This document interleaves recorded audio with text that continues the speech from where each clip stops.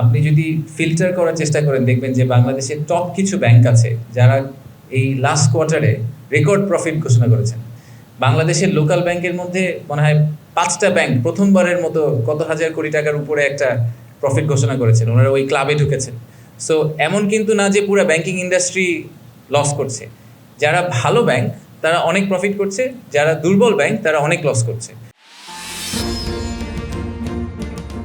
বিনিয়োগকারী যদি বাংলাদেশে আসেন এবং তিনি যদি হাই কোয়ালিটি বিনিয়োগকারী হন, ওনার ফাইন্যান্সিংয়ের অভাব হবে এটা একদমই মনে করি না। টপ টিয়ার ব্যাংকরা সবসময় টপ টিয়ার কাস্টমারদের জন্য they are very ready to do anything, এবং সেটাই আমি সবসময় দেখে এসেছি যে লিকুইডিটি পয়েন্ট অফ ভিউ থেকে যারা ভালো কোয়ালিটির বিনিয়োগকারী তাদের আসলে ফাইন্যান্সিং নিয়ে কখনো ঝামেলা করতে হয় না।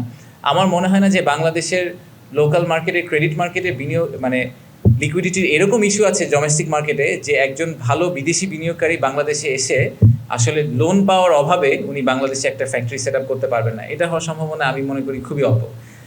আপনি যদি আমাদের হিস্ট্রিটা দেখেন লাস্ট 50 বছরে যারা বাংলাদেশে বিদেশি বিনিয়োগকারী এসেছেন, আমি অনেকেরই নাম বলতে পারি। ধরেন আমরা ব্রিটিশ আমেরিকান টোব্যাকোর কথা বলি, আমরা ইউনিলিভারের কথা বলি, আমরা গ্রামীণ ফোনের কথা বলি, আমরা লাফার্জ হোলসিমের কথা বলি। যারা বাংলাদেশে এসেছেন তারা গ্লোবালি যেই রেটে প্রফিট করেন আর বাংলাদেশে ওনারা যেই রেটে প্রফিট করেন, এটার পার্থক্য কিন্তু অনেক। বাংলাদেশের রিস্ক প্রোফাইল ইজ হায়ার, কিন্তু at the same time return profile is also very high. বাংলাদেশে ব্যবসা করা কঠিন, কিন্তু বাংলাদেশে যদি কেউ ভালো ব্যবসা করতে পারে সে আবার ওই গ্লোবাল স্ট্যান্ডার্ডের চেয়ে অনেক বেশি প্রফিট নিয়ে বাংলাদেশ থেকে আসলে আউটরান করতে পারে বাকি ওনার কম্পিটিটরদেরকে। সো এবং যেইসব ইন্ডাস্ট্রিতে বিদেশি ইনভেস্টাররা এসেছেন তারা কিন্তু সেই সব ইন্ডাস্ট্রি ডমিনেট করেন ইনফ্যাক্ট আমাদের ক্ষেত্রে। সো আমি একদমই মনে করি না যে ভালো কোয়ালিটির ইনভেস্টর যারা বাংলাদেশে আসতে চান তারা ব্যাংকিং ক্রাইসিসের কারণে আমাদের যে মানে যারা দুর্বল ব্যাংক তারা যে ডিফিকাল্ট টাইমটা ফেস করছে সেটার কারণে ওনারা লিকুইডিটি পাবেন না। আমার ধারণা ওনারা খুব ইজিলি লিকুইডিটি ম্যানেজ করতে পারবেন। বিএনপি জামাত এনসিপি ওনারা প্রত্যেকেই কনফার্ম করেছেন যে ওনাদের রিপ্রেজেন্টেশন থাকবে সামিটের মধ্যে, ইনঅগ্রাল সেশনেও থাকবে, এবং তারপরে ওনাদেরকে আমরা একটা ব্রেকআউট রুমের ব্যবস্থা করে দিয়েছি, একটা মিটিং রুমের ব্যবস্থা করে দিয়েছি, ওখানে ওনাদের লোকজন থাকবেন।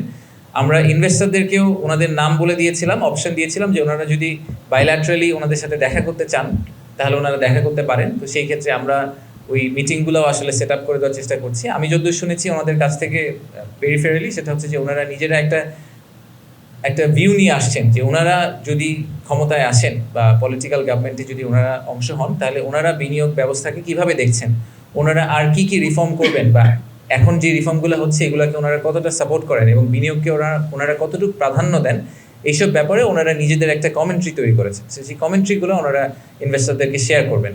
যেই কারণে আমরা এটা করার চেষ্টা করছিলাম সেটা হচ্ছে যে ইনভেস্টররা পলিটিক্যাল কন্টিনিউইটি ব্যাপারটা নিয়ে অনেক কনসার্ন রেজ করে অনেক সময়, যে এই ইন্টারিম গভর্নমেন্ট আমরা ধরেন 20টা রিফর্ম করে গেলাম, যে 20টা রিফর্ম আবার যদি পরের সরকার এসে ওই রিফর্মগুলোকে আবার উল্টা দিকে ফেরত নিয়ে যায় তাহলে তো আসলে বিনিয়োগ ব্যবস্থার কোনো উন্নতি হলো না। তো আমরা এটাই আসলে প্রুফ করার চেষ্টা করছি যে আমরা আসলে ওনাদের সাথে একসাথেই কাজ করছি এবং ওনাদের কনসেন্ট আছে এবং ওনারাও মনে করেন সবার জন্যই আসলে বিনিয়োগ ব্যবস্থার উন্নতি করাটা ইম্পর্টেন্ট। সো ওনারাও এই সাপোর্টটা আমাদেরকে দিচ্ছেন এবং ভবিষ্যতেও বিনিয়োগকারীদেরকে দিবেন। এই পারপাসটাই আমরা আসলে ফুলফিল করার চেষ্টা করছি। আমরা খুব ভালো সাড়া পেয়েছি পলিটিক্যাল পার্টিগুলো থেকে। সো ওনাদের সবাইকে ধন্যবাদ এবং ওনাদেরকে আমরা মনে করি যে এই সামিটটা, কিন্তু আমি আগেও বলেছি সামিটটা আসলে যদিও বলা হচ্ছে বিডা অর্গানাইজ করা, বাট আই জেনুইনলি ফিল যে এই সামিটটা আসলে বিডা একা করেনি। অবভিয়াসলি বেজা ইনভলভড, আমাদের যারা পার্টনার অর্গানাইজেশন আছে ইউরোপিয়ান ইউনিয়ন থেকে শুরু করে বিভিন্ন ব্যাংক, বিভিন্ন কনসালটেন্ট তারা ইনভলভ, তারা ছোটো ছোটো পার্ট অর্গানাইজ করছেন। এবং অ্যাট দ্য সেম টাইম আমি বলবো যে প্রাইভেট সেক্টর এবং এই পলিটিক্যাল আউটফিট ওনারা সবাইও কিন্তু আমাদেরকে সময় সময় বিভিন্ন ধরনের রেকমেন্ডেশন, বিভিন্ন ধরনের সাপোর্ট দিয়ে পুরো জিনিসটা অর্গানাইজ করতে হেল্প করেছেন। সো এই সামিটটা আসলে শুধু যদিও বিডার লোগোটা যাচ্ছে, বাট আমি জেনুইনলি ফিল করি যে এটা আমাদের দেশের একটা collective effort to showcase the investors. Thank you.